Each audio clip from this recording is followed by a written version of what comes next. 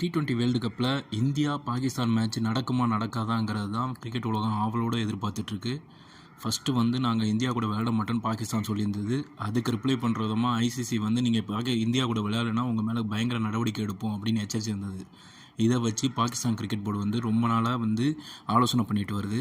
இப்போ ஃபைனலாக அவங்க என்ன டெசிஷனுக்கு வந்திருக்காங்கன்னா, ஐசிசிக்கு 3 நிபந்தனைகளை விதிச்சிருக்கிறதா தகவல் கிடைச்சிருக்கு.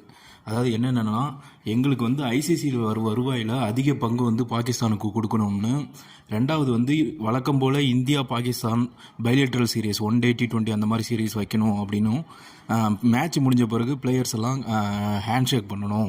அது ரொம்ப நாளாக நடக்காமல் இருந்தது. அதை நான் இது பண்ணணும், ஹேண்ட் ஷேக் பண்ணணும் அப்படின்னு சொல்லிட்டு அவங்க கோரிக்கை, பாகிஸ்தான் கிரிக்கெட் போர்டு கோரிக்கை வச்சுருக்கிறதா சோஷியல் மீடியாவில் தகவல் பரவிட்டு இருக்கு. ஸோ இந்தியா பாகிஸ்தான் மேட்ச் கிட்டத்தட்ட நடக்கிறது 90% உறுதி ஆயிரம் மாதிரி தான் ஒரு தகவல் வந்துட்டுருக்கு. இன்னும் 1 or 2 டேஸில் கன்ஃபார்ம் ஆயிரும்.